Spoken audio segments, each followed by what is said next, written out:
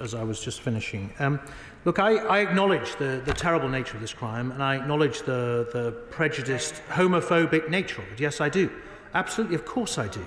And as he will know, we're doing enormous amounts of work on violence and murder in all its forms across the whole of the country. We've set murder specifically, irrespective of the nature of the murder, as one of our national priorities to push it down. Now, obviously, this murder is particularly heinous and particularly unpleasant, not least because of the botched investigation that took place around it. What I'm saying to honourable members on the opposite side is we are determined to help the police learn the lessons from this. We will do what we can to help them to do so, to push them to do so. At the moment, we don't believe that a full public inquiry is the way to do that, not least because of the time required, but we do believe there are some extremely useful and assertive investigations ongoing independently around this case, which do give us some cause to believe that there will be change in the future. Now, if there isn't, we can come back to it in the future. But please, honestly, Mr. Speaker, I hope nobody is implying that either I or the government don't take these kind of crimes extremely seriously. We absolutely do. Every single murder that happens in this country, no matter the complexion or the demographic of the victim, is of extreme importance to us and to me personally. Luke Pollard. Thank you, Mr. Speaker. Homophobia is a lived reality for thousands of gay people up and down the country every single day. These avoidable murders of gay young men will be broadcast around the country.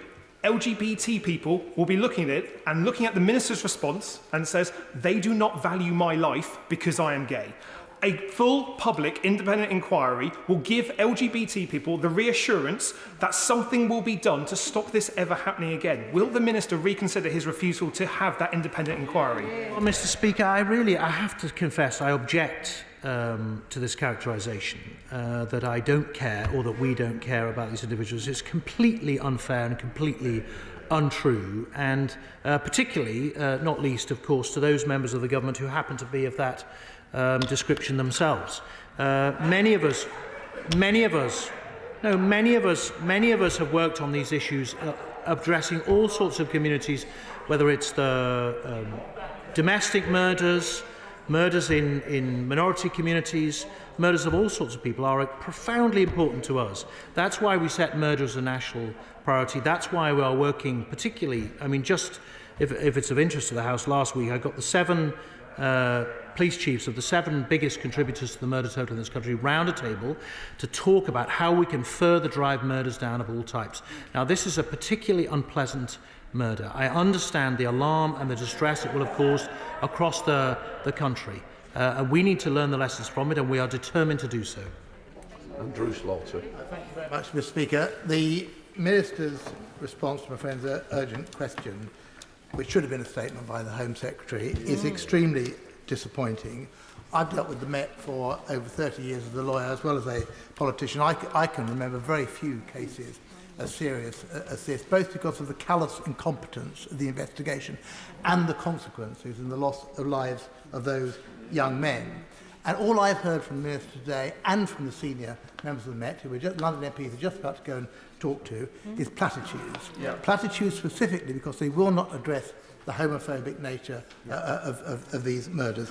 They aren't being addressed because they will not be included in the inquiry, and he will not include a full inquiry. He needs to order that now. There's a BBC series starting on the 3rd of January on this. This isn't going to go away. He's entitled to his view that the Met aren't institutionally homophobic. I would take a different view. He's not entitled not to investigate that and to sweep this under the carpet. Well, Mr. Speaker, first of all, it is not the case that this matter is not being investigated further. As I've outlined several times now, there are a number of lines of inquiry that are being pursued, both about the Met's investigation generally, their culture more specifically, and the IOPC may or may not reopen the investigation into the officers. Right? So it is not the case that this has reached some kind of dead end, as members on the opposite seem to be implying.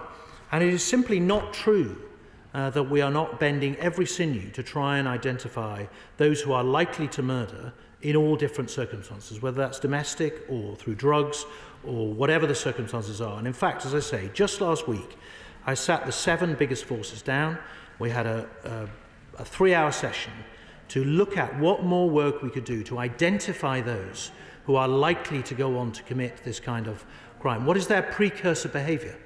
What indications are there in their background? What data pools could we put together, whether that's their background offending or intelligence about them, that would give us clues towards what they were likely to do and allow us to intervene before? Now, that is an enormous project of work that's been underway for 2 years now, and I hope and believe that it will drive down murder numbers over the next few years to come. But please, I think it's very unfair to accuse us of not taking these murders extremely seriously. That is exactly what we are doing, and we're determined to make sure that they don't happen again. Dr. Rupert. Mr. Speaker, Daniel Morgan, Bieber Henry and Nicole Smallman, the Sarah Everard case and then the resulting vigil, the fiasco at Wembley, and now this shocking set of, and the Minister hasn't said the word gay, murders. The list of bunglings, I don't think he has acknowledged it's... Anyway, the list of bunglings, Mr. Speaker, under this Metropolitan Police Commissioner this year alone seems endless, and it's a history that dates back to 2005 with the shoot to kill John Charles de Menezes operation. Can I ask that, as well as the inspection that he mentioned, he undertakes a full statutory inquiry with teeth into the entire Met Police and, sorry, it might sound unsisterly to say so, its leadership. And that also should be a priority for whoever it is that steps into my right honourable friend's shoes on the committee on Wednesday. Minister. Mr. Speaker, for the avoidance of doubt, these were very obviously horrific gay murders targeted against men because they were gay and driven by who knows what, but homophobia, some kind of depraved sexual practices, I do not know. But some monster perpetrated these awful acts against these poor gay men. And I'm happy to say it without reservation. Obviously, they need to be investigated, and obviously we need to get to the bottom of it. As I've explained earlier, there are inquiries ongoing into the culture of the Metropolitan Police. I would like to see how they land before we seek to duplicate them by some other means. Andrew Gwynn. Thank you, Mr. Speaker. We should not ever underestimate the very real concerns of the LGBTQ plus communities across this country at these dreadful failings by the Met Police. Can I ask the Minister if he is satisfied that police forces across the country, not just the Met, have sufficient time, resources and leadership to ensure that the complete breakdown of oversight described by the jury in this hearing cannot ever happen again? Mr. Speaker, as I said earlier, much of my work over the last 2 years has been devoted to bringing the focus of the whole of UK policing, and in particular its leadership, onto murder as a specific issue. That means improving processes, improving forensics, improving their investigation techniques, and improving their prior identification. But critically, it means improving the leadership. And that's what I was doing last Thursday with the police chiefs from across the country. Finally, Jim Shannon. Thank you, Mr. Speaker. Can I thank the Minister for his response to the questions? But I have to ask him this. Minister, having read some of the details of this case in the news recently, I was, as others are, very, very shocked, and am, like many others in this chamber and outside this chamber, anxious to understand why normal procedures do not seem to have been followed.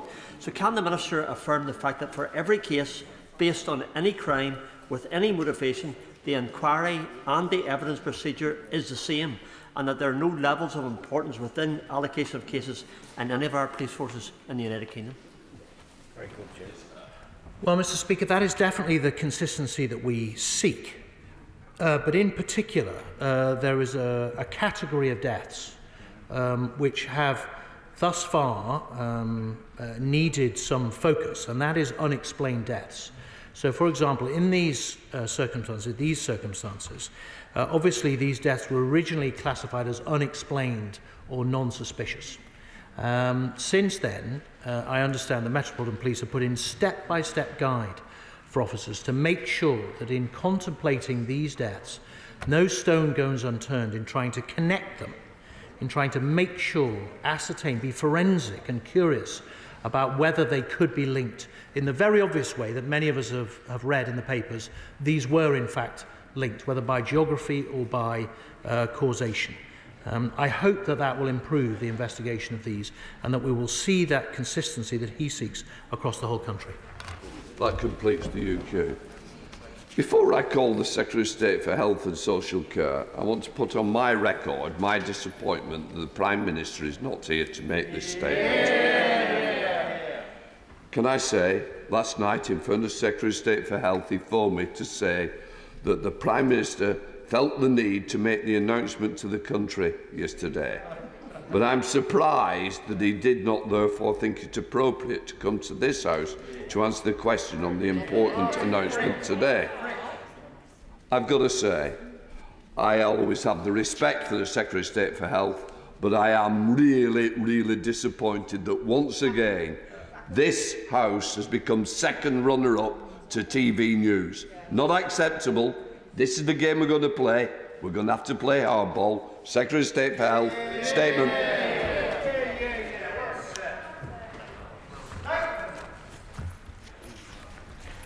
Mr. Speaker, with permission, I'd like to update the House on COVID-19. Since the UK became the first country to approve a vaccine against COVID-19, which was almost exactly a year ago, we've been locked in a race between the virus and the vaccine. The success of our national vaccination programme has moved us ahead in that race. But now, with the new Omicron variant, we have to work even harder to stay ahead.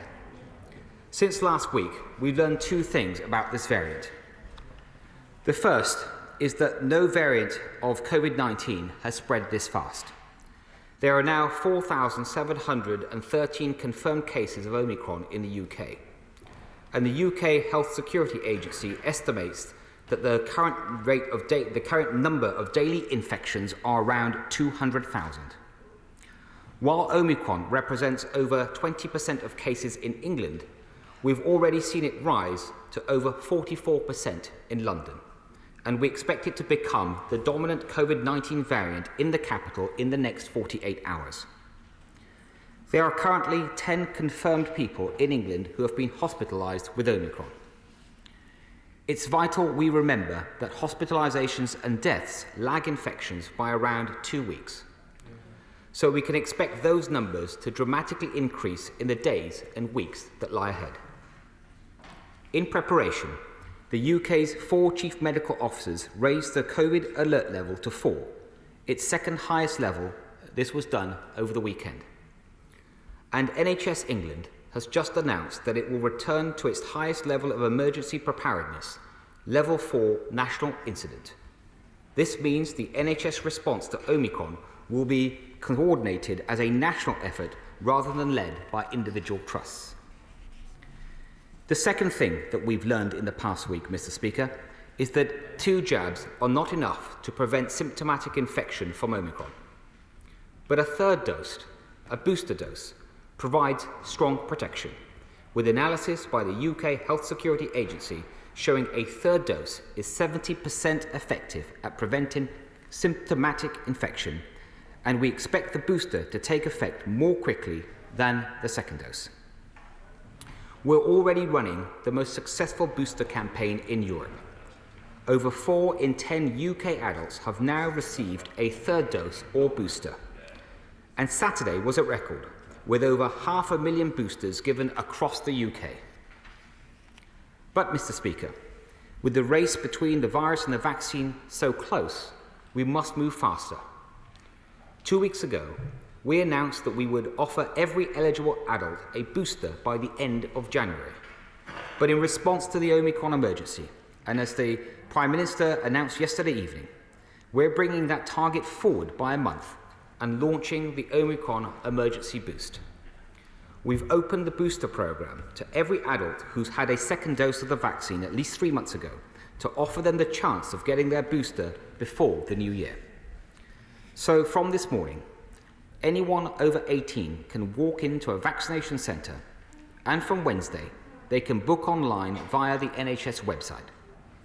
The UK government will also provide whatever support is needed to accelerate vaccinations in Scotland, Wales and Northern Ireland. We have the jobs. The challenge now that we have the jabs. The challenge now is to get them into the arms. To meet our ambitious target, the NHS will need to deliver a record number of jabs. Until now, the highest number of jabs that we've delivered in a single day in the UK was over 840,000. We'll not only need to match that, but we will need to beat that every day. But we can, and we've got a plan to try and do it. We're opening more vaccination sites, including pop-up and mobile sites, that will be working 7 days a week. We're training thousands more volunteer vaccinators. We're asking GPs and pharmacies to do more. And we're drafting in 42 military planning teams across every region of our country. Mr. Speaker, this collective national mission will only succeed if we all play our part. Those who haven't had their booster should find their local walk-in and vaccination centre, or they can book an appointment on the NHS website from Wednesday. Those who have had their booster jab should encourage their friends and family to do the same. Those who have or have recently had COVID should wait 28 days from their positive result to get their booster. And to those who haven't had their vaccine at all yet, Mr. Speaker, I would like to say this. Whatever has held you back in the past, please think again and book your jab as quickly as possible. By acting together to get boosted now, we can protect ourselves against Omicron this winter. Mr. Speaker, I acknowledge that our national mission comes with some difficult trade-offs. We are redeploying NHS staff away from non-urgent services. This means that, for the next 2 weeks, all primary care services will focus on urgent clinical needs and vaccines, and some urgent appointments and elective surgeries may be postponed until the new year, while we prioritise getting people the booster. These are steps that no health secretary would wish to take unless they were absolutely necessary. But I'm convinced that if we don't prioritise the booster now, the health consequences will be far more grave in the months that lie ahead. Mr. Speaker, our Omicron emergency boost is a major step, but I'm not going to pretend that this alone will be enough to see us through the difficult weeks ahead. Because of the threat of Omicron, we are moving to Plan B in England subject to the will of this House, meaning that we must use face coverings in indoor public places. People should work from home if they can, and from Wednesday, again subject to this House, you'll need to show a negative lateral flow test to get into nightclubs and large events with an exemption for the double vaccinated. Once all adults have had a reasonable chance to get their booster jab, we intend to change this exemption to require a booster dose. Even with Plan B, Mr. Speaker, we still have far fewer restrictions in place than Europe. I can also confirm, Mr. Speaker, that from tomorrow, fully vaccinated contacts of a COVID-19 case will now be able to take a daily lateral flow test instead of self-isolating. This is a vital way to minimise the disruption to people's daily lives and to avoid the so-called pingdemic. And I can assure this House that the UK has sufficient lateral flow tests to see us through the coming weeks. If anyone finds that they are unable to get a kit online, they should check the website the following day, or they can pop down to the local pharmacy and pick up a kit. And from today, I can confirm that the NHS COVID Pass is being rolled out to 12 and 15-year-olds for international travel, allowing even more people to be able to prove their vaccine status for travel where it is needed. From today. Mr. Speaker, Mr. Speaker, taken together, these are proportionate, balanced steps keeping the country moving, while slowing the spread of Omicron and buying us more time to get more boosters into arms. We're also taking steps to keep people safe in adult social care. And we know that, sadly, people in care homes and those who receive domiciliary care are more likely to suffer serious health consequences if they get COVID-19. So we're expanding our specialist vaccination teams to get more boosters to the vulnerable and those providing care. But even as we do so, We must go further to protect colleagues and residents from Omicron. So we are increasing the frequency of staff testing and, with a heavy heart, we must restrict every resident to just 3 nominated visitors, not including their essential caregiver. This is a difficult step, and I understand that it comes with an impact on physical and mental well-being. But we know that from previous waves that it's one of the most effective things that we can do to protect vulnerable residents.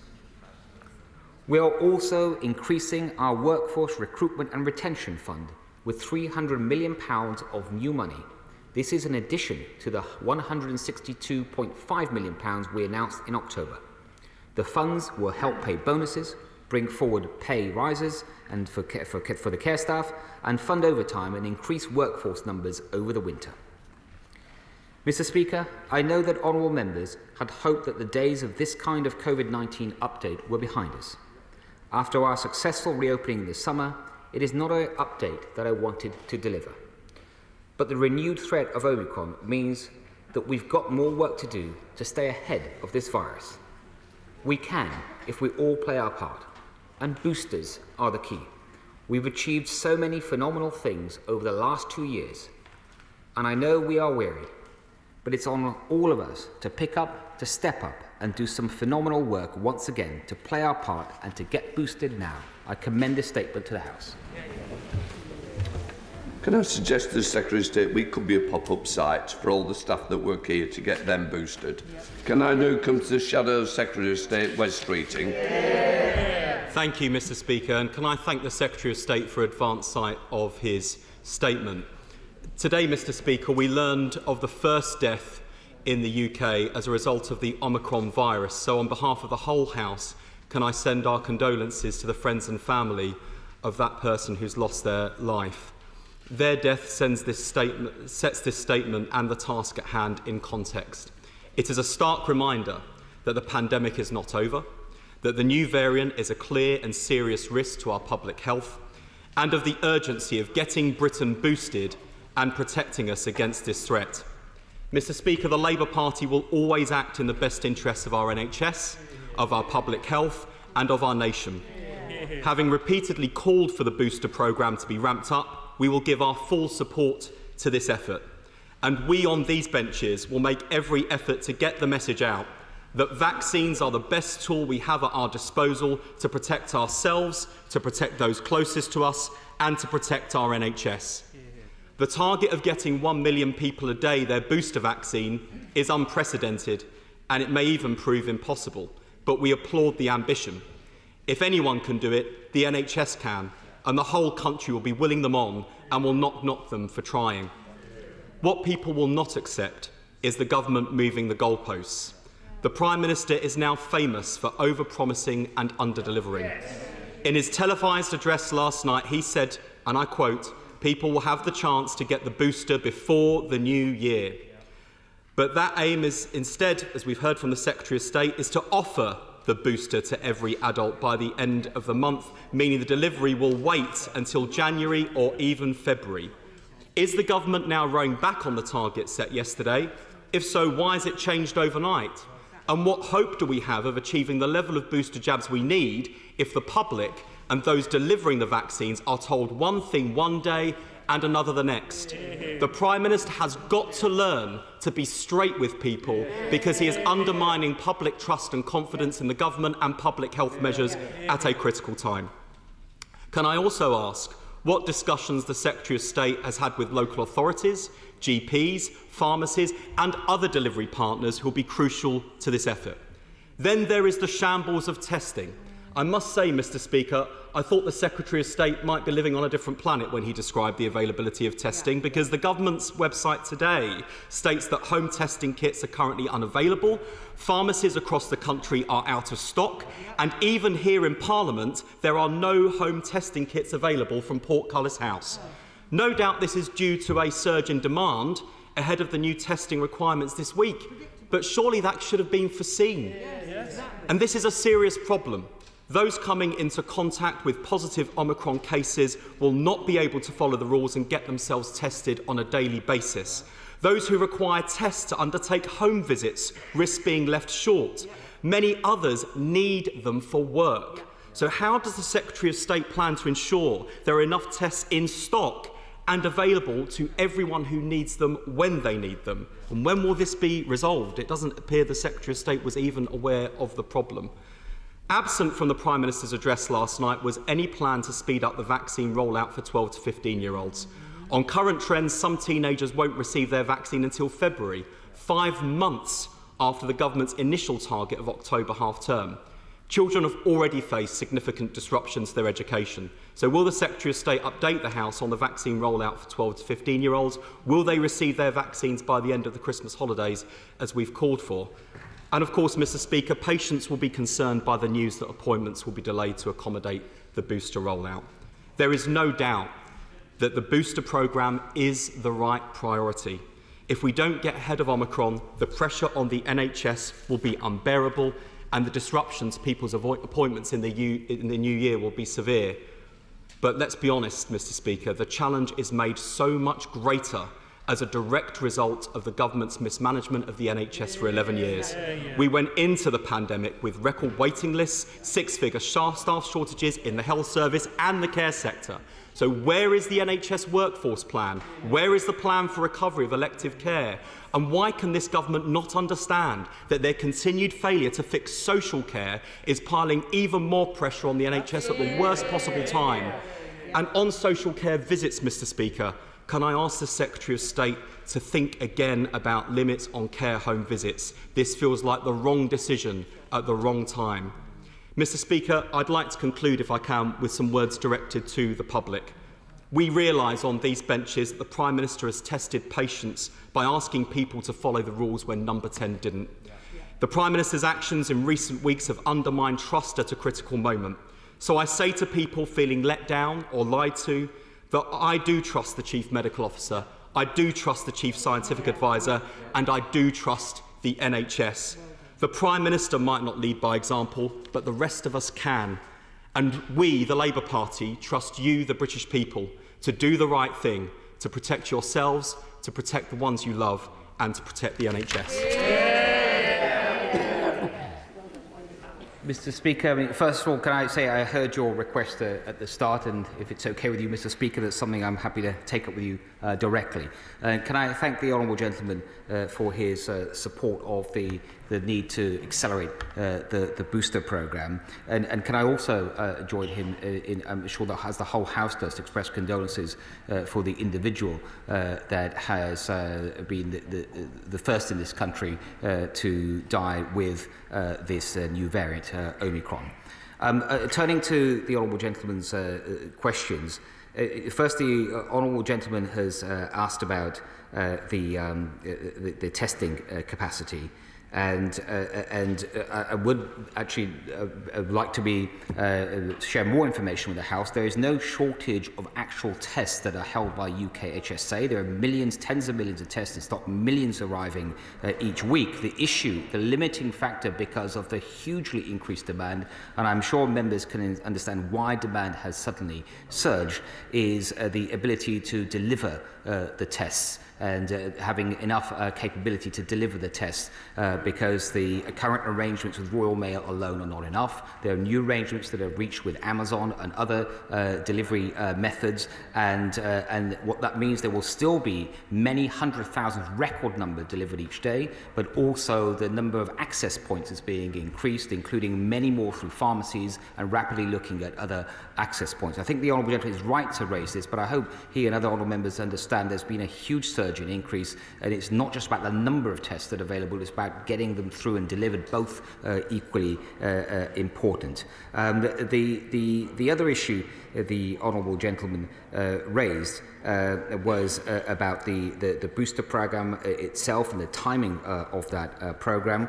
And he's right that just a couple of weeks ago, the plan was to get everyone a boost. This was after the change in advice from the JCVI to reduce the dosing gap to 3 3 months, and their advice that it should include now everyone over the age of 18. If the plan was to do that by the end of January, for the reasons that I've explained and the Prime Minister shared in his national broadcast yesterday, we want to bring that forward. And what this is a working hard with the NHS, and the NHS, by the way, has done absolutely phenomenal work already to reach 4 in 10 adults with boosters, and with their vaccination programme in general. It is asking a huge amount of our colleagues in the NHS, and it is our joint view that we can try to offer adults a chance to get boosted by the end of this month. And that does not mean every single person necessarily can get that boost. It requires them to come forward and to take up this offer, as well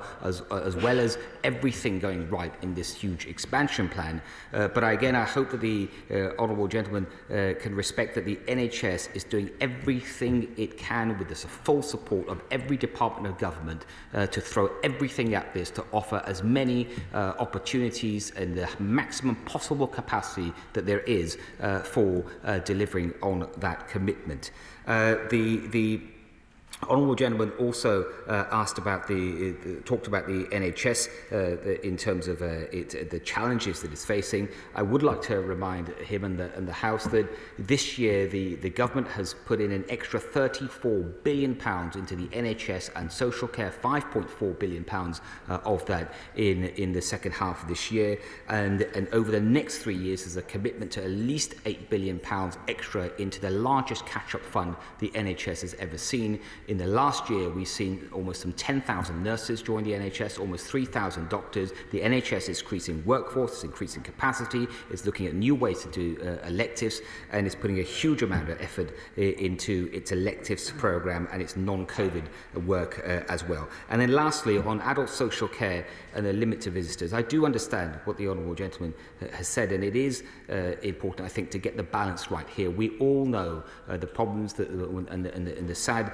deaths that we saw in care homes with this pandemic not that long ago, and it is right to take balanced measures to protect people in care homes when working and listening with those people that run our care homes, and to try to take a balanced approach that allows visits to take place, but it also protects those individuals that are so vulnerable.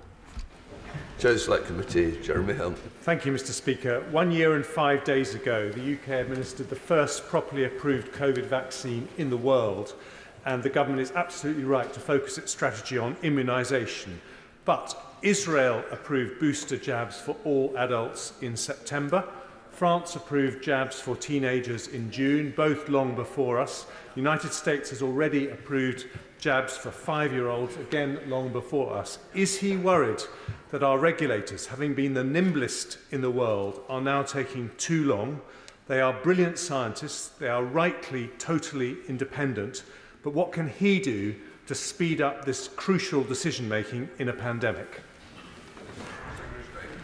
Mr. Speaker, my right honourable friend makes a very important point with experience, and I think it's fair to say we can be proud of so much of what our regulators have achieved and what they've done. And as he has said himself, we were the first in the world to approve a COVID-19 vaccine. But he's also right to challenge on this and ask what more can be done, especially in light of the circumstances we face. I hope my honourable gentleman can also commend how JCVI, since the emergence of Omicron, and I know they're not a regulator, but they're an important part of the approvals process, about how quickly they reacted in changing the rules around boosters as soon as we learned about Omicron. We now come to SNP spokesperson Alan Brown. Thank you, Mr. Speaker. It's worth putting on record that Scotland's the most vaccinated nation in the UK, and certainly would encourage everybody to continue to take up uptake of the booster. Now, does the Secretary share my outrage that his backbenchers last week were literally cheering the proposition that he needs to wait until more people are hospitalised before they'll countenance the wearing of masks in public places? It's absolutely reckless, and it sends the wrong message to the public when they're trying to tell them to take the risk of Omicron seriously. Now, tragically, we know people are now being hospitalised, and we've already recorded, sadly, 1 death from Omicron. So, based on evidence elsewhere, what kind of upward trajectory does the Secretary think there's going to be in terms of hospitalisation? And why the Plan B measures being brought forward, which are already in place in Scotland, is there a pub exemption? Because that makes no sense. Now, given LFTs are only 50% accurate, what risk implications has he assessed in terms of using LFTs to keep people from self-isolating? Surely he needs to consider the minimum being a PCR test and follow the more cautious approach being adopted by the Scottish Government. And why, when LFTs is their key guidance, have they put themselves in this ridiculous position of their website saying they've run out LFT kits? Now, Mr Speaker, if we're talking about supporting people to self-isolate, then we really need to revisit and extend the levels of statutory sick pay. And so what discussions is the Secretary having with the Chancellor and the DWP Secretary about this? And critically, does he support calls from the devolved nations that they need Treasury support to put in place what restrictions they believe are required to control the spread and impact of Omicron and support livelihoods at the same time? The Scottish Government has already put in place a more generous rates relief to the hospitality industry than the UK Government did, but with trade dropping, suppliers and the trade itself need further support, especially if further restrictions are required going forward. So will he take this up with the Chancellor, and also is the Cabinet considering support for the travel industry? Does he agree that targeted sector restrictions with full financial support is a better long-term strategy rather than the all-or-nothing type approach that we seem to be, and praying that the booster programme alone will be sufficient, because it's going to need a lot more work than just that alone? Mr Speaker, the honourable gentleman is right to point to the lag between the point of infection and hospitalisations, and that I think emphasises the need to act early and to act strongly, and that's why the booster programme and that response is so important in Scotland, in England, throughout the UK. It is good that all four nations are working very closely together on that. On the lateral flow tests as a way alternative to self-isolation, I think lateral flow tests are the right approach. They can be taken daily, so that individual is tested each day for 7 days, where PCR will be a single test at a single moment. And I just think it's much more flexible, and it's something that's based on advice that ministers have received. And in his questions around economic support, that's something we keep under review. Andrea Lenson. Thank you, Mr Speaker. I do congratulate the Government on the rollout of the vaccination programme. It is impressive. But what does my right honourable friend say to my constituent who says she is now less afraid of COVID than she is of intrusive and incoherent government regulations? I would say to my right honourable friend that I hope her constituent would appreciate that the government has to act on the information that it sees before it in terms of the spread of this new variant, the rate of spread, the information we now know about its degree of vaccine escape, not just to protect her constituent, but also to protect her constituents' loved ones and her community. Barry Sherman. Deputy Speaker, can I say to the Secretary of State, I was deeply shocked when he was in this House recently, and when I said all sensible members of Parliament will be supporting any measure to save lives, and I had boos and catcalls from the government benches. Can I repeat my view that does he realise what a great potential we as members of Parliament in our communities, working for this, rolling our sleeves up, working cross parties with local councillors and local volunteers. This is a real resource, this House of Commons. Please, please, will he use us effectively? Yes. Mr Deputy Speaker, can I thank the honourable gentleman for his call for all members to do their bit to help the nation at this time of crisis. And it's not just what we can all do in this House, but I'm sure he'll agree it's what we can do in our local communities. Robert Halfon. Thank you, Mr Deputy Speaker. My right honourable friend rightly talks about protecting the NHS, but could I ask him if he will ensure that we protect our children as well, and make sure that the schools are kept open in January, that the government sets out a plan for keeping the schools open in January? And given that the Sunday Times suggested that primary school children were going to be vaccinated, will my right honourable friend come in and make a statement, or the Department for Education Secretary of State make a statement about this vaccination programme for younger children and ensure that there is 100% parental consent? First of all, Mr. Deputy Speaker, can I agree with my right honourable friend on the importance of protecting our children? And we all know now in this House that how children have suffered throughout this pandemic and the impact there's been on them, their education, their mental health, their socialisation with other children and many others. And he's right to talk about that importance. And one of the reasons to take the measures that we've said, especially around the expanding the booster programme, is to make sure we can prioritise our children. On the issue of vaccination for younger children, for 5 to 11, that is something that the JCVI is considering. When the government does hear back from the JCVI on that, that is something, of course, the government will bring to the House. Sir George Howard. Thank you, Mr. Speaker.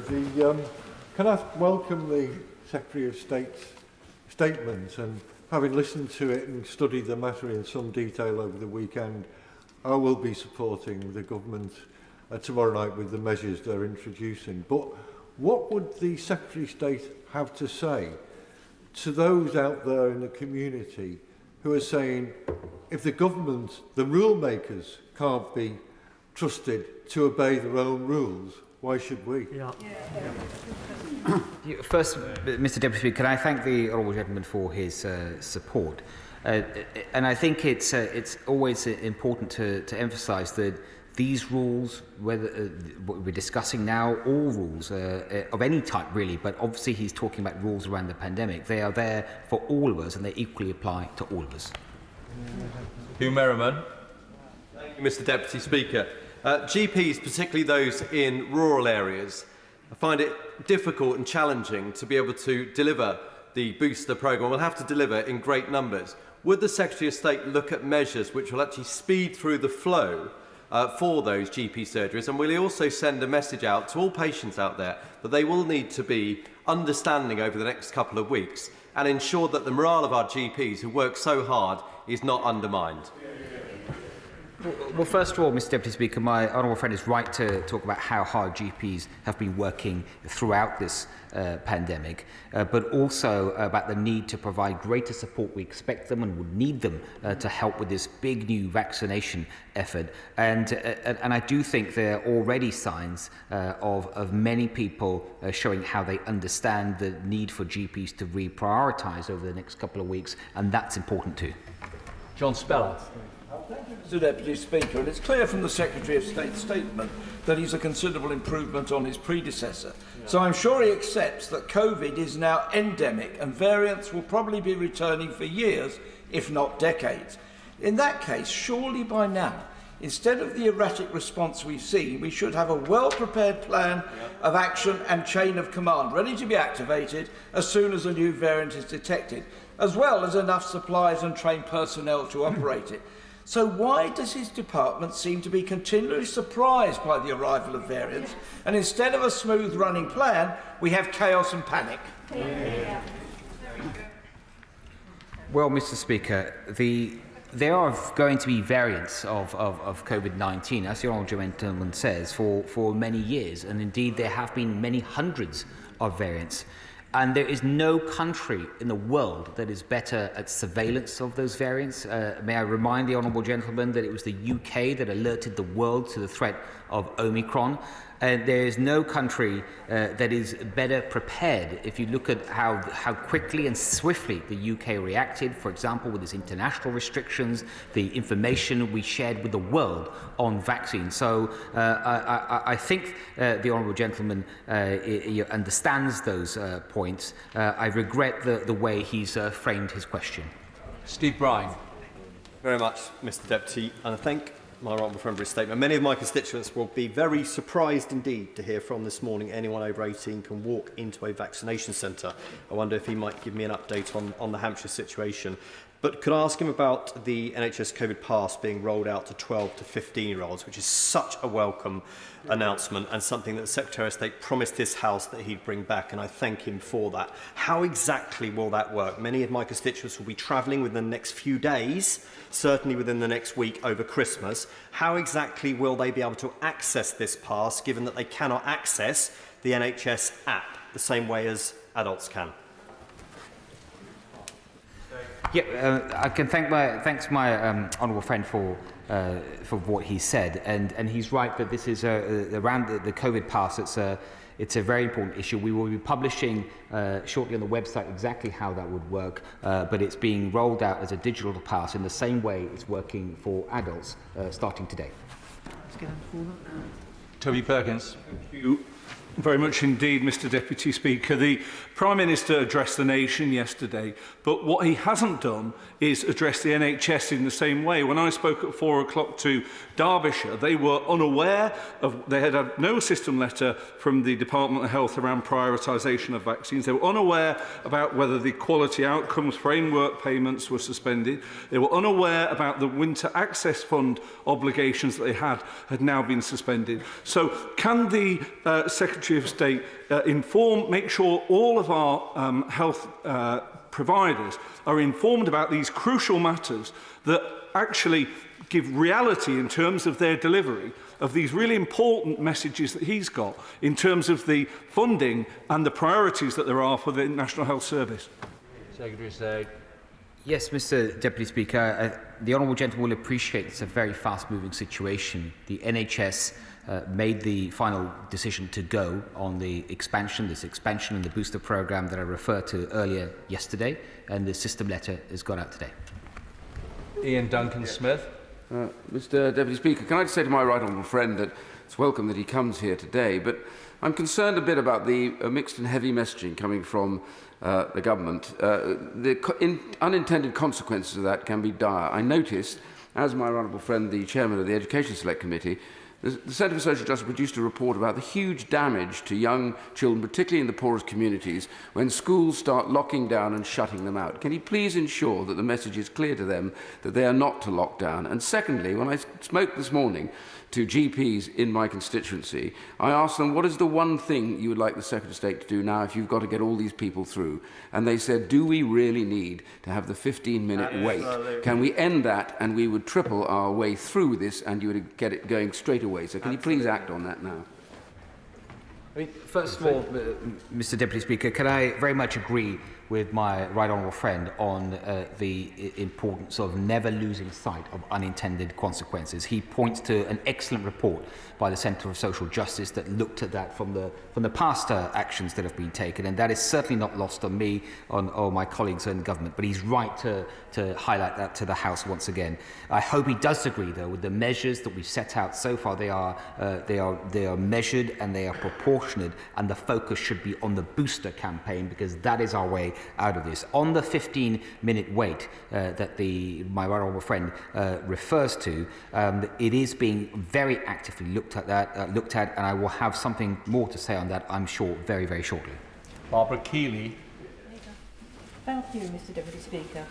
The Secretary of State says that there are millions of tests available, but only 9 local authorities out of 153 across England have access to a float stock of 500 PCR test kits to use at their discretion using local knowledge to tackle COVID clusters before they become significant outbreaks.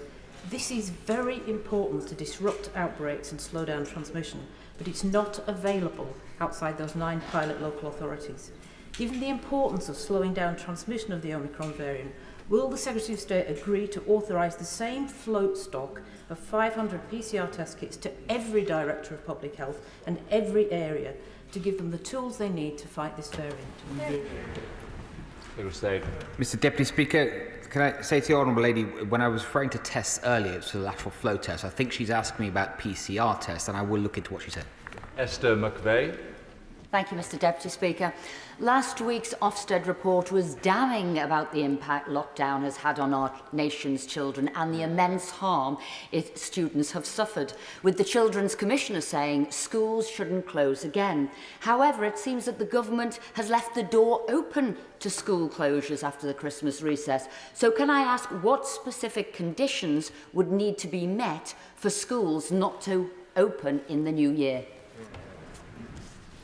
Mr Speaker, I welcome the question from my right honourable friend, and what I would say to her is that with the risk that we see from Omicron at this point in time, with the rise in infections, the increased risk of hospitalisation, the information we have on the vaccines, we think we have taken the appropriate response. It's a balanced and measured set of response. It is designed to protect so much that we love in our country, especially the interests of our children. But the most important thing now to focus on is the booster programme.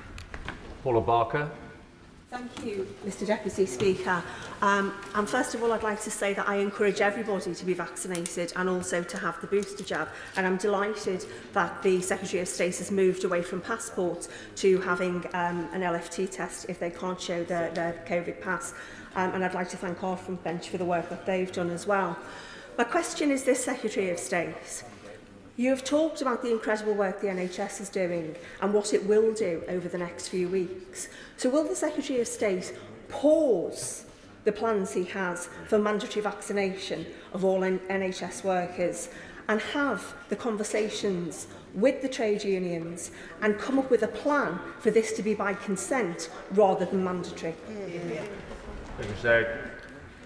First, Mr Deputy Speaker, yeah, I agree with her objection. I think the lady had to vaccine passports. That would be a requirement for people to be vaccinated to enter a venue, a high-risk venue. I think it's important that we focus on a test requirement with an exemption if you happen to have the right level of vaccination.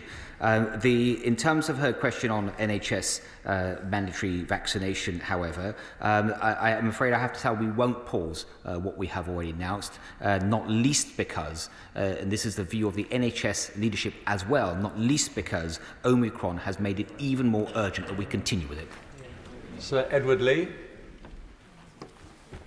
4 weeks ago, I raised the matter of a family member who is aged 90, completely bedbound, vulnerable, at home, still no booster jab.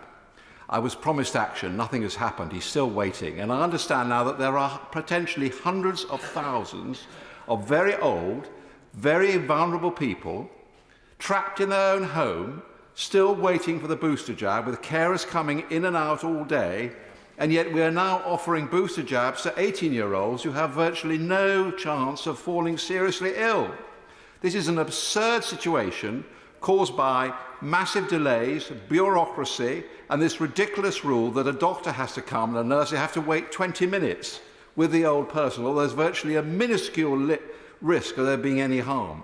So we need action this day. These people are in danger of dying. Will the Secretary of State now act on behalf of very old people trapped in their own home? My honourable friend is absolutely right to raise this, Mr Deputy Speaker. Those that are either in care homes, they're homebound, though they have been prioritised. So, for example, I can tell him with care homes, I believe that as of the end of November, 97% of care homes were visited by GPs or other primary care teams to deliver vaccinations. And in cases where they couldn't be visited, it's because that care home itself had a lockdown and they will all be revisited again and again. I know my honourable friend has asked me specifically about people that are homebound. The same approach is being taken, and we will absolutely ensure that every single one of those people, as he rightly says, they are more vulnerable than others. They get the visit and they get their booster jab. Alan Kayser. Thank you, Mr Deputy Speaker. I had a busy weekend. On Saturday, I got my booster jag from Margaret, a hard-working staff member from NHS Lanarkshire, and I highly encourage everyone to get jagged and boosted. Then yesterday, I met with my honourable friend for East Dunbartonshire. She is a hard-working and dedicated member of this House, and it is an utter shambles that she is unable to speak and vote. She is, however, doing a power of work in her constituency is an absolute inspiration for all of us. With the danger of this new variant, will the Secretary of State agree that this House should follow the lead of the Scottish Parliament and move to virtual or at least hybrid proceedings? This could protect vulnerable members, their families, and set a positive example for working from home. Secretary of State. Mr Deputy Speaker, that is not a matter for my department. Mark Harper. Much, Mr Deputy Speaker. You'll be aware, Mr Deputy Speaker, that a couple of days ago the Department of Health published some social media rather jumping the gun on the decision the House is being asked to take tomorrow. And very welcome, the Secretary of State intervened and said no law is decided until Parliament votes on it, and he arranged for that graphic to be deleted. Now, of course, that's not entirely true, because most COVID laws have come into force before Parliament's voted on them, including the mask mandate. However, the question I wanted to ask the Secretary of State is this. The Prime Minister refused 3 times this morning to rule out further restrictions being taken before Christmas. I'm not going to ask the Secretary of State to contradict the Prime Minister at all, but what I am going to ask him is this.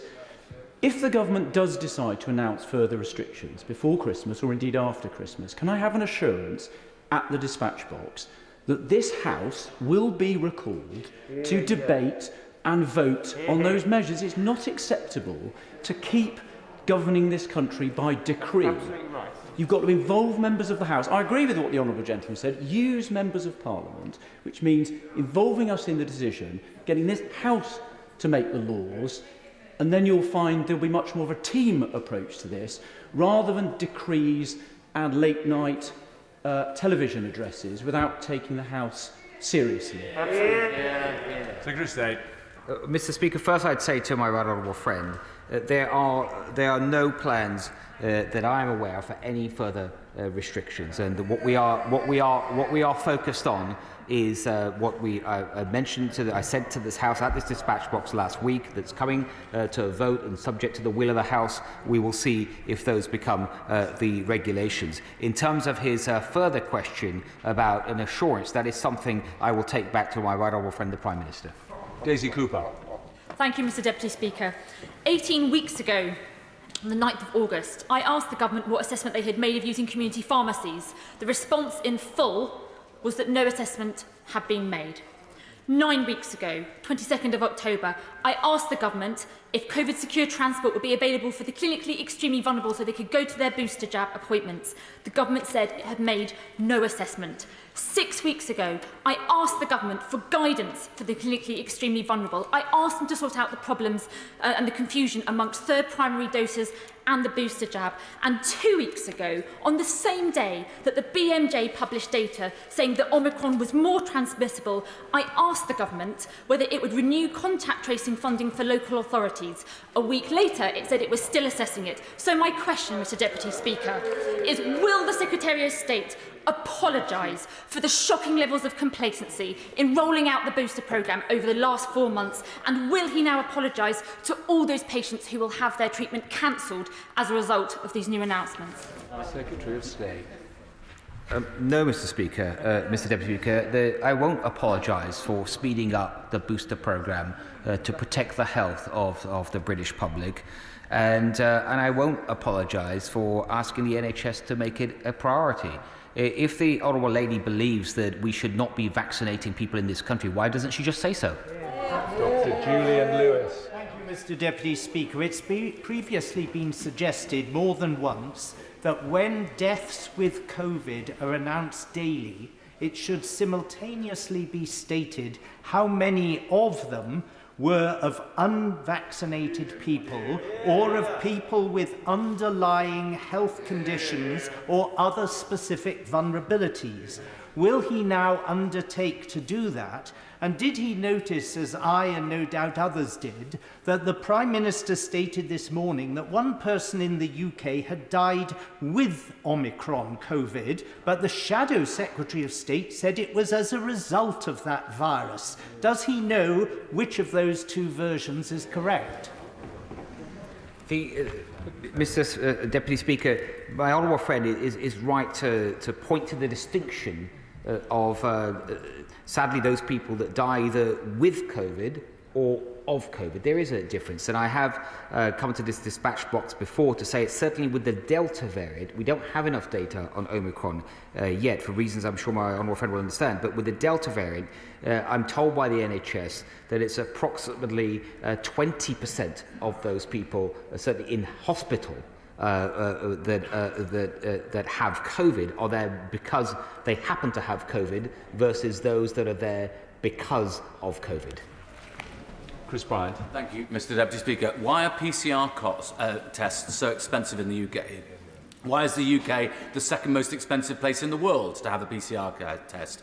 Why does the government website still advertise PCR tests for £15 or £20 when they're not available anywhere in the UK for £15 or £20? Why are they still advertising PCR tests when you go through to the company concerned, it ends up being 50, 60, 70, 80, 120, 150 pounds for the test?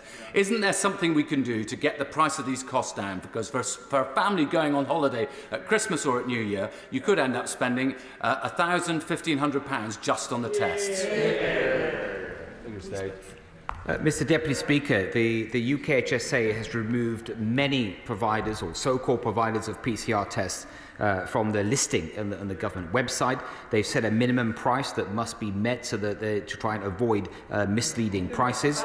Unlike some other countries, we have not chosen to subsidise the cost of private PCR tests because I think we have rightly concentrated our resources on the PCR tests that are available for people domestically if they have symptoms. Marie Morris. Thank you, Mr. Deputy Speaker. The extended vaccine rollout is welcome to prevent infection, but given this puts even more pressure on resources, what steps has the government taken in tandem to increase capacity in the NHS to address increasing demand from both COVID and non-COVID patients? I know that the army is being brought in. What about Nightingale hospitals? Might they be reinstituted?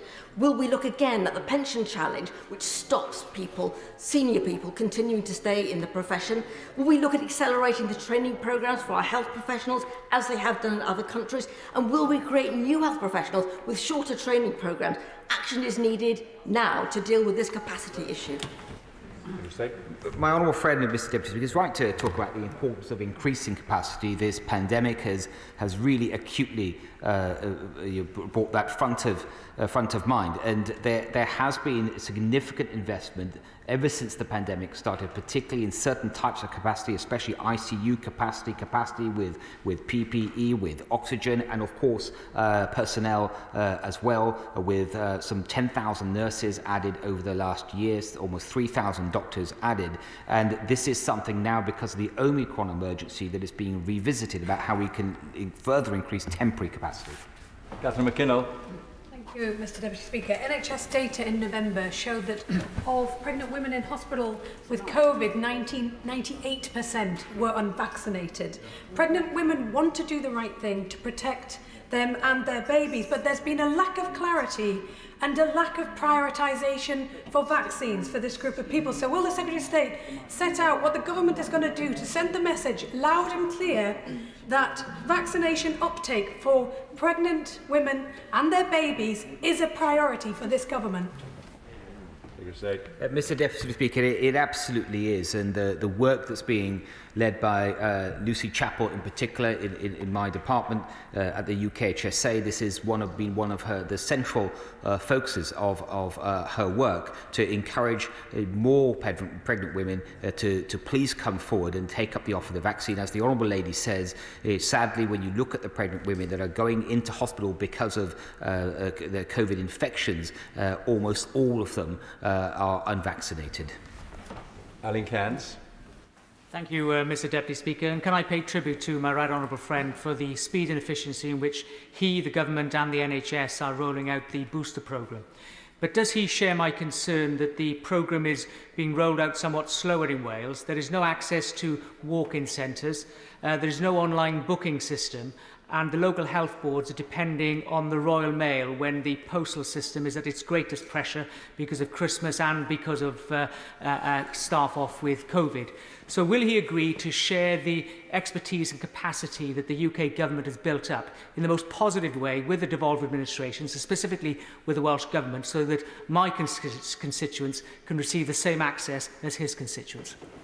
Yes, Mr Deputy Speaker, I do very much agree with that. It's UK-wide. This Omicron emergency is UK-wide, and all parts of the UK should respond by increasing whatever they are doing on the booster programme, by increasing it further. I think that that the view is shared, certainly throughout the UK, and we will also be providing more support to Wales, Northern Ireland, to Scotland, to make sure that they can certainly increase their booster programme. Lillian Greenwood. Thank you, Mr Deputy Speaker. Testing and self-isolating are vitally important in preventing transmission, but for people in precarious jobs who are really struggling to make ends meet, it can be incredibly worrying and difficult. Why has the government still not fixed sick pay so that everyone is properly supported to do the right thing, including those people who may be worried about getting their vaccination or booster due to possible side effects and needing to take time off work? Mr Speaker, we of course keep under review the support that is available throughout this pandemic. It's important that the House has decided to extend the fact that sick pay can be available from day one, and also there's a hardship fund that is administered by local authorities. Dr Luke Evans. Thank you, Mr Speaker. And can I commend the Health Secretary for bringing forward the booster and aiming so high to get it out. One of the key things, though, is making sure we have enough vaccinators and staff to be able to do this, as well as volunteers.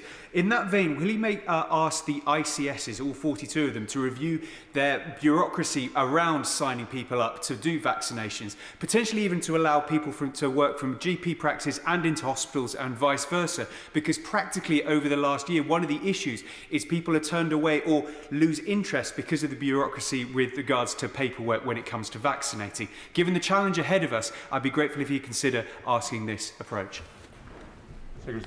My honourable friend speaks with great experience, and he's right to talk of how can the training programme for vaccinators, especially volunteer vaccinators, be streamlined, and that work is going on at urgent speed, both within the NHS, within the ICSs, but also to help further support the fantastic work that St John's Ambulance has been doing in this space. Vicky Foxcroft. Thank you, Mr Deputy Speaker. I've asked the Secretary of State on numerous occasions about antibody testing for immunocompromised people. His answer has been antivirals for when people get COVID. Right? Has he looked into giving immunocompromised people antibody tests so we have a clear picture of who will need the antivirals quickly if they get COVID? Mr Deputy Speaker, my understanding is that for the immunocompromised and clinically extremely vulnerable, that antibody tests are available if that's what their consultant believes is necessary. Dr Andrew Morrison. I declare my interest as a vaccinator. I support the level of ambition that the Secretary of State has articulated, but would he distinguish between being offered a jab and actually getting the jab? You can be offered a hip replacement, but it doesn't mean to say you're going to get it any time soon. Well, first, Mr Deputy Speaker, I want to thank my honourable friend for being a vaccinator and all the work he's done to help personally to help the country get through this pandemic. And of course there's a distinction. He's absolutely right. There's a distinction between the NHS being able to offer an individual a jab, so they might receive an email or a text saying, please come forward, either book or walk in, you're eligible. But it does take that individual to come forward themselves and take up that offer. And that is why a huge amount of effort, now even more effort than before, will go into persuading people to come forward. Derek Twigg. Thank you, Mr Deputy Speaker. Can I ask the Secretary of State why the government has no coherent plan for dealing with the delays in elective surgery and treatment. And I say this because I recently put down some parliamentary questions and asked about the impact of the recently announced government funding on waiting times over the past 3 years. But what the Secretary of State said in his answer was no estimate has been made at this time. And then I asked about the estimate has been made about the private sector capacity. Again, no estimate has been made. So as the Secretary of State, what is the plan to deal with this huge backlog of elective treatments? And just say to him that Macmillan estimate that 50,000 there are 50,000 missing cancer diagnoses in the UK and 32,000 waiting for their first cancer treatment in England. Mr Deputy Speaker, may I remind the honourable gentleman that the government has already set out, in terms of dealing with the challenge around electives, the biggest catch-up fund for electives that this country has ever seen. There's an extra £2 billion of funding provided in the second half of this year, £8 billion minimum provided over the next 3 years. And the NHS, in terms of a plan, the NHS is working on a detailed plan, and that will be published as soon as it's ready. Nazgani. Thank you, Mr Deputy Speaker. The Health Secretary should be very proud of our world-leading vaccination programme, and I join the Minister in sending out a message to anyone that is anxious to come forward and to get their vaccination. This morning, Breakfast Telly was being broadcast from Buxted, a GP surgery in my constituency of Wilden, and there was huge anxiety how the NHS staff were going to cope with delivering the vaccination. I'm incredibly anxious about I'm incredibly anxious about the SI, about us mandating vaccines for NHS staff, because it means, I believe, 126,000 NHS staff will leave the sector. Is this the right decision to take when NHS staff are already saying they're working all the hours God gives? Mr Deputy Speaker, we will debate that SI here in the House, and I'm happy to talk more about it then. But what I will say to my honourable friend, I think the number she's referring to is the number of people the NHS estimated at the time the government said it was going ahead with this SI that remained unvaccinated. I'm pleased to inform her that since then it's a smaller number, and tomorrow we will have I will come with the latest numbers that we have. It's improving all the time, and when we did a similar measure for the residential care home sector, we saw the number fall of those unvaccinated day by day as more and more people had positive engagement and took up the offer of vaccine. Rachel Maskell. Thank you, Mr Deputy Speaker. When the transmission rate for Omicron is twice that of Delta, when we are asking people to work from home, why are we then saying to people that they can go out and socialise in venues unmasked when the contact tracing data from last December show that those social spaces is where there is high levels of transmission? Mr Deputy Speaker, it's about having a balanced and proportionate response, and that is what the government has done. And it is about recognising that these restrictions, yes, they help to slow down the rate of spread, but they also have a real impact on people's lives, and it's about being proportionate in that approach. Theo Clark. Thank you, Mr Deputy Speaker. I welcome the Prime Minister's announcement that booster vaccines are to be offered to all adults, and I was grateful to receive mine last week at Stafford St George's Hospital. But in order to defeat the new COVID-19 variant, we need to vaccinate as many people as possible. So can I urge the Secretary of State to open a walk-in vaccination centre in Stafford, which we currently do not have? Well, first, Mr Deputy Speaker, can I congratulate my honourable friend on getting boosted? And secondly, she may have heard me earlier that we're going to open many more walk-ins and pop-in centres, and I've heard her representation, so has the Vaccines Minister, and we will certainly try and make that happen. Mr Deputy Speaker, if I may, just in response to a question earlier from my honourable friend, the member for my honourable friend, member for Winchester, he asked me about the vaccinations proof that I announced earlier for children. And I just want to make it clear, Mr Speaker, that will be, you can order the proof online, but it will be in the form of a letter, but it can be ordered online. The digital pass access will come later. Kim Johnson. Thank you, Mr Deputy Speaker. The Contain Outbreak Management Fund is a vital resource used by local authorities and directors of public health. It's due to end in March 2022. So can the Secretary of State confirm whether this funding will continue beyond that date and whether it will be increased to support local authorities? Mr Deputy Speaker, it's an important fund and I will look into that. Maria Miller. Thank you, Mr Deputy Speaker. And can I thank my right honourable friend for everything that he and his whole team are doing in what are incredibly challenging circumstances. And can I bring him specifically back to the issue of access to booster appointments? He set out in his statement, I felt, an indication that the booster rollout was now a national programme rather than being perhaps locally led. Now, our local GPs teams are doing a fantastic job, but will this difference in approach mean that more pharmacies, like the ones in my town in Basingstoke, will be able to be part of the booster rollout in a way that they haven't been able to date? Secretary of State. Yes, first, if I could say to my right honourable friend, the booster programme, the vaccination programme, it is a national programme, but it is locally delivered. And she's right to point to improving local delivery in her own area by having more pharmacists involved, and I can absolutely give that assurance. Part of our plan is to involve hundreds of more pharmacists, and the good news, they're incredibly keen, and that's exactly what I expect to happen. And Bradshaw. Can I thank him and his vaccines minister for finally sorting the problem of the under-18s being able to access their proof of vaccination, and will he assure me that it'll be operational in time for the end of the school term this week? But on travel more generally, he agreed with me last week that once Omicron became widespread here, that the very draconian, costly and complex travel rules he introduced 2 weeks ago to stop Omicron coming would be pointless, to quote my words. So why are they still in place? Mr Deputy Speaker, if I can say to the honourable gentleman that first on the under-18s, the proof of travel for the vaccination proof for travel, as I mentioned a moment ago, that is available from today. So it's available.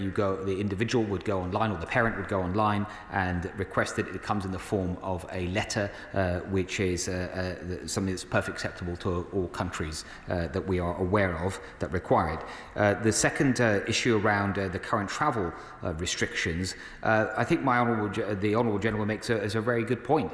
Given that we already know that the Omicron variant is fast becoming the dominant variant in our capital city, spreading rapidly throughout the country, the justification for having those rules, I think, is minimised. It is something that I've already raised with my colleagues in the Department of Transport, and I do hope that we can act quickly.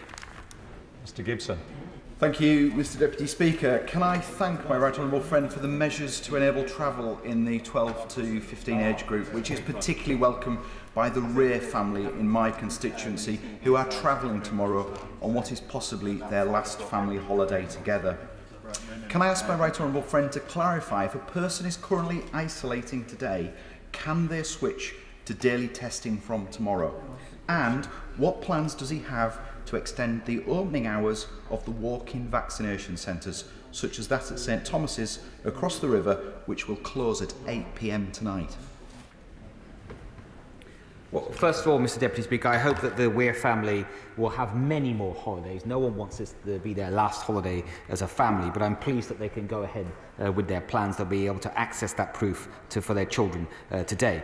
On the daily contact testing, I can confirm, if you are vaccinated, so you have to be vaccinated, that if you are vaccinated isolating today, that from tomorrow, subject to the will of the House, that individuals can move from isolation into daily contact testing. And in terms of the opening hours, certainly for all the large vaccination centres, they will be increased. The minimum will be 12 hours, but many of them will be going way beyond 12 hours.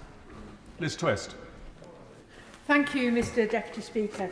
With the aim to get such high numbers having a booster through the booster programme by the end of the year, how will the Secretary of State ensure that there aren't inequalities generated by the push for numbers rather than need? I'm thinking of those who may not be able to access digitally the various systems, or those in areas of health inequalities. It's a very important point the Honourable Lady raises, because need is more important than the actual overall numbers. Of course we want to see the numbers increase, but the focus should always be on the most vulnerable first. And the way the NHS will ensure that is the work that's being done, especially by the GPs that can make homebound visits, visits to care homes, some of the more vulnerable people in society, is that there will be an increased number of those visits. Andrew Selous. Isn't the lesson from this pandemic that early and proportionate action save lives, ends up preserving more, not less, of our freedoms, and is actually strongly supported by the silent majority of the British people? My honourable friend, Mr. Deputy Speaker, is absolutely right, and that is exactly the purpose of the plans that we have set out, the measures that we will be debating in this House tomorrow, but also the action that we're taking on the booster programme, which is to get more people protected so they can enjoy their freedoms. Stephen Pennycook. Thank you, Mr. Deputy Speaker. To my frustration, it was only immediately prior to this statement that I was able to obtain a copy of the regulations we're voting on tomorrow. So could the Secretary of State provide me with clarity when it comes to mandatory COVID passes in two respects?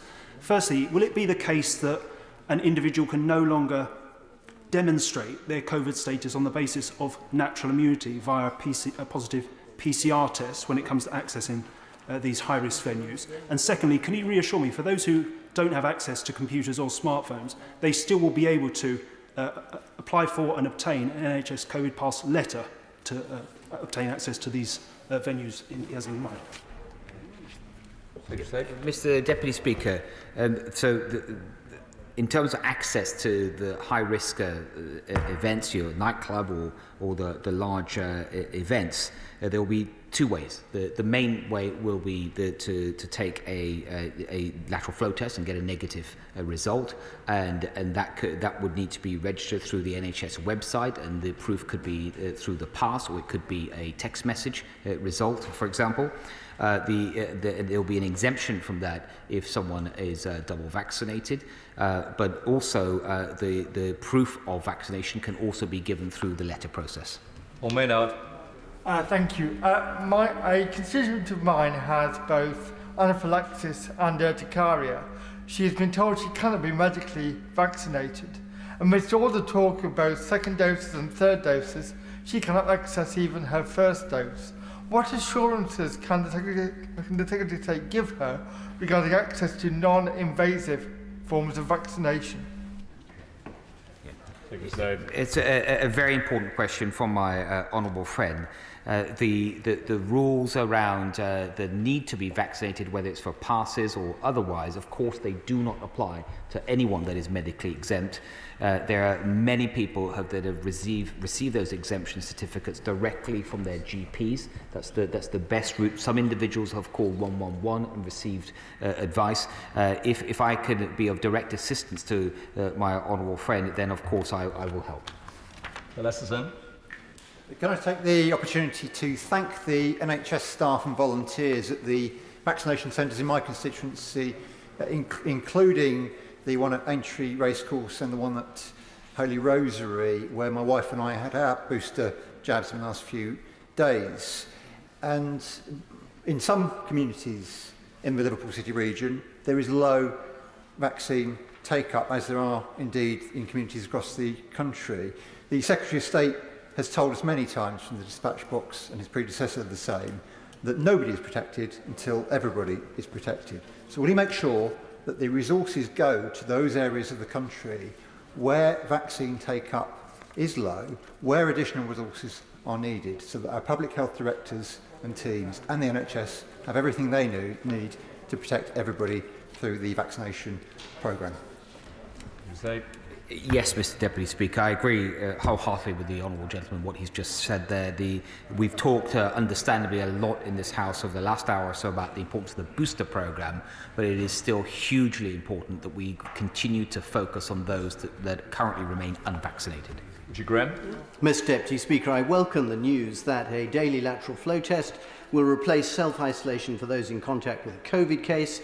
welcome the extension of the travel pass to 12 to 15-year-olds, and especially the Health Secretary confirming that a lateral flow test is the clear alternative to being jabbed for access to any venue and any event. So there is no reason for anyone to contact us asking us to vote against a, quote, vaccine passport, unquote. But what would my right honourable friend say to those who've had COVID recently, been told by the NHS they shouldn't have a PCR test for 3 months and then need to travel abroad for work purposes? What should they say when asked for proof of a negative PCR test?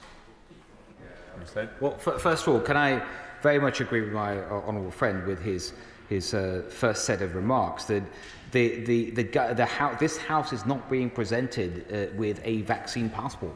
That is not on the table, is not in any regulation.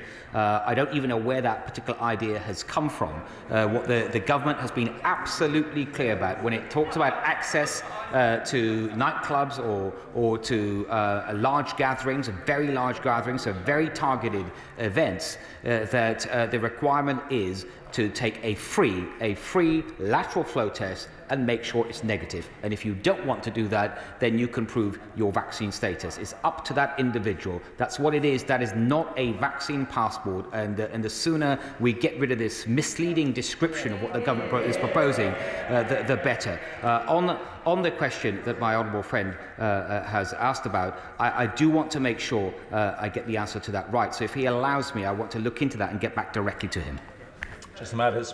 Thank you, Mr Deputy Speaker. My constituent Lexi is 7 years old. She has heart and lung conditions, which mean that she's clinically extremely vulnerable and has been homeschooled since the start of the pandemic. Her parents are understandably desperate for her to get vaccinated and get back into school. And I understand it's the JCVI's decision as to when this will actually take place, but can the Secretary of State give us some idea as to what information the JCVI are waiting for, when they're likely to make a decision, and whether he is doing everything in his power to hurry them up to make the decision that Lexi's parents so desperately need? Mr Deputy Speaker, I do understand the situation the honourable gentleman has described, and there will be others across the country in a similar situation, so we do understand the importance of this. The JCVI, as he's referred to, is looking at this issue, which I've confirmed earlier, but I will say to the honourable gentleman that before we can deploy any vaccine in any particular age group, it needs to be approved by our independent regulator, the MHRA, as safe and effective. At this point in time, we don't have that approval. The MHRA are actively looking at this, but those are the two things that are crucial before ministers can make a decision. Your Hobhouse. Thank you, Mr Deputy Speaker. I too had my booster vaccine last week. It was easy and I had 5 different options near me, but that was here in London, and that was after weeks of unsuccessfully trying in Bath to find anything near me or anything that was convenient with the times that I had available. And that is the experience of all my constituents in Bath. So when will we have services that are available here in London matching those in constituents like mine in Bath? It's an important point to make sure that capacity is increased throughout the country, and I'm pleased that she's got boosted, by the way, but she's right to say that she should, like her constituents, should be able to get it closer to home. With the plans that we've announced recently, but also the plans especially from this morning, I'm confident there'll be many more opportunities to get boosted in Bath. So I'd like to thank the Secretary of State for his statement today and taking questions for over an hour. We've got a point of order? Point of order. Point of order. Thank you, Mr Deputy Speaker, and I wonder if I could seek your advice. I've been trying to chase my papers for tomorrow's debate, the SIs that have not been produced in large print for myself. My office and the Vote Office have been chasing the Department for Health, and we are not getting a response. So I wonder if you could advise me on how I can get my papers so I can read them in readiness for tomorrow. Well, I think the Treasury... Oh, further to that point of order. I'd like to reply to that. I think it's... I've heard very clearly what the Honourable Lady has had to say, and I will get back to the Department right now and chase that up immediately. There we are. Look at that. Instant solutions. I'd like to thank, though, the Secretary of State for answering questions for over an hour today on clearly a very important subject. We now come to the presentation of Bill. Mr. Richard Fuller. Well done. Well Well done, everyone. Mr. Richard Fuller. Hares, closed season bill. Second reading what day? Friday the 21st of January 2022, Mr. Speaker. Friday the 21st of January 2022. Thank you very much. The clerk will now proceed to read the orders of the day. Armed Forces Bill, consideration of Lord's amendments. Now, We begin with the Government's motion to disagree with the Lord's Amendment 1B, with which it will be convenient to consider the Government's motion to disagree with Lord's Amendments 2B. Minister. Thank you, Mr. Deputy Speaker. Mr. Deputy Speaker, the House knows that this bill is vital. It renews the Armed Forces Act 2006 so that the Armed Forces can continue to operate and enforce a system of discipline. And it also fulfils our commitment to further enshrine the Armed Forces Covenant into law. Turning, Mr. Deputy Speaker, to Lord's Amendment 1B, we have indeed been listening to honourable members here and in the other place, and the Government does recognise the fact that all members of this House want to do the best for our armed forces and to ensure that criminal wrongdoing is robustly addressed for the sake of our forces and for the victims of crime. We are particularly mindful about the prominence that statistics have recently played in this debate, Mr. Deputy Speaker. The Government has always welcomed scrutiny of our own performance and the role that parliamentarians have in performing that scrutiny. Of course, Mr. Deputy Speaker, we should ensure that the statistics we use are clear, transparent and cover the most serious offending that Parliament is concerned about. And I'm happy to confirm that we will therefore commit to an expansion and an improvement of our existing annual statistical update on sexual offending in the armed forces to include other serious offences. Our bulletin in the spring of 2022, in addition to reporting on rape statistics, will now include granular data on cases of murder and manslaughter, and for sexual offending, those cases involving personnel serving in the armed forces who are under 18 at the time of the offence. Furthermore, from January 2022, we will start to record separately information about domestic violence and child sexual abuse in the service justice system, so that these too can be reported on in our spring 2023 bulletin. These bulletins will include information relating to police investigations, as well as court-martial proceedings, meaning all data related to the categories of serious offences referred to in the Lord Thomas of Gresford's amendment will be included. This will include the number of reported incidents, how many cases are referred from the Service Police to the Service Prosecution Authority, how many cases the Service Prosecution Authority are able to prosecute, how many cases go to court-martial, and how many cases result in a guilty verdict. Mr. Deputy Speaker, we believe this will increase the transparency of the service justice system and increase confidence in the system, and we welcome this scrutiny. Greater reporting will demonstrate the good work we are doing through this bill, not least the establishment of the Defence Serious Crime Unit, and it is right that the data is available to hold government to account, and I'm very pleased to give motion to my honourable friend. I'm grateful to my honourable friend and have been listening very carefully to what he's got to say.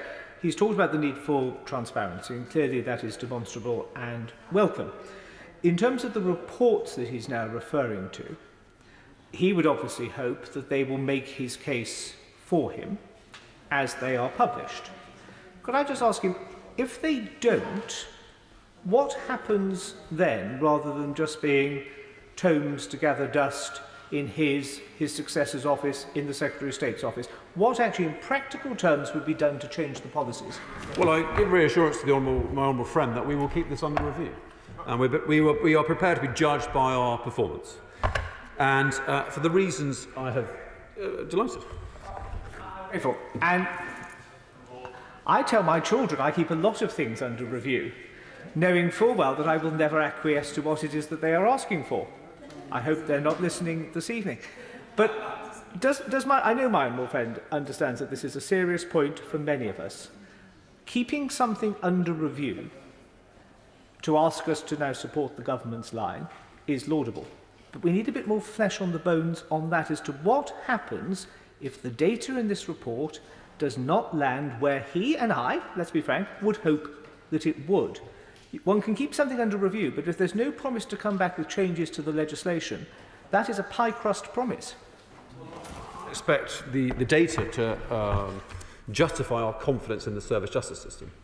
And he knows that the government believes very strongly that the service justice system needs to retain the full complement of capability, because our armed forces are expeditionary by design, and our justice system needs to also be expeditionary. But he may not mean it sincerely when he deals with the children, but when I have made these remarks this evening, we certainly are sincere in our position. Delighted to give way. He makes the point that we are expeditionary by design.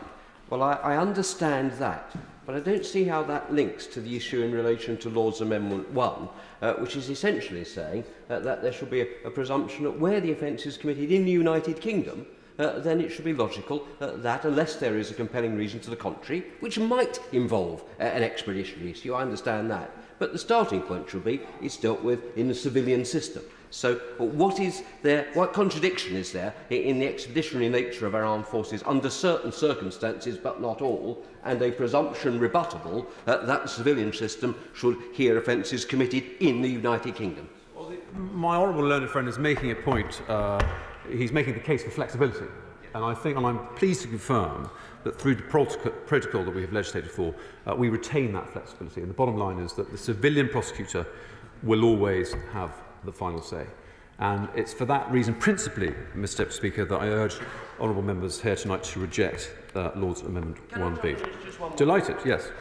And that's this. I understand what the Minister says about the civilian prosecutor ultimately having final say. An issue was raised last time about the jurisdictional